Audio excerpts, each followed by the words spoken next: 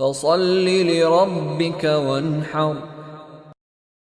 সুতরাং আপনি আপনার প্রভুর উদ্দেশ্যে নামাজ পড়ুন এবং কোরবানি করুন। এখানে আল্লাহ রাব্বুল আলামিন তার নবী মুহাম্মদ সাল্লাল্লাহু আলাইহি সাল্লামকে উদ্দেশ্য করে বলতেছেন, হে নবী, আপনাকে তো দুনিয়া আখিরাতের উভয় জগতের কল্যাণ দেওয়া হয়েছে, তাই আপনি নামাজে একনিষ্ঠ হন, তাওহীদ নিয়ে নামাজ পড়ুন, শিরক মুক্ত নামাজ পড়ুন এবং কোরবানিও করুন।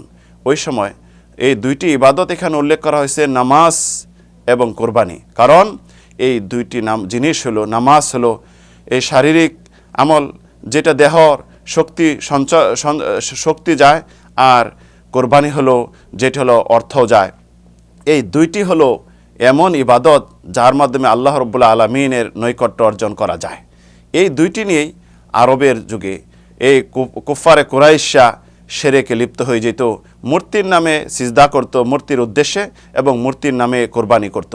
এখন আমরা যদি বর্তমান মুসলিম জাতির দিকে খেয়াল করি, তারাও দেখা যায় কি করে, এই মূর্তির উদ্দেশ্যে, মূর্তি নয় বরং পীরদের উদ্দেশ্যে মাজারে যেয়ে তারা বিভিন্ন গুম্বসলা মাজারে চলে যায়, যাওয়ার পরে সিজদা করে এবং কোরবানি করে।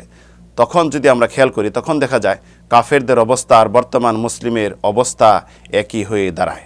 আল্লাহ রাব্বুল আলামিন এ থেকে আমাদেরকে রক্ষা করুন। আতা এবং কাতাদা রাদিয়াল্লাহু আনহু বলেন যে এই যে দুইটি ইবাদত, এটা উদ্দেশ্য করা হয়েছে কোরবানির ঈদের, অর্থাৎ ঈদের 2 রাকাত নামাজ এবং কোরবানি সম্পর্কে।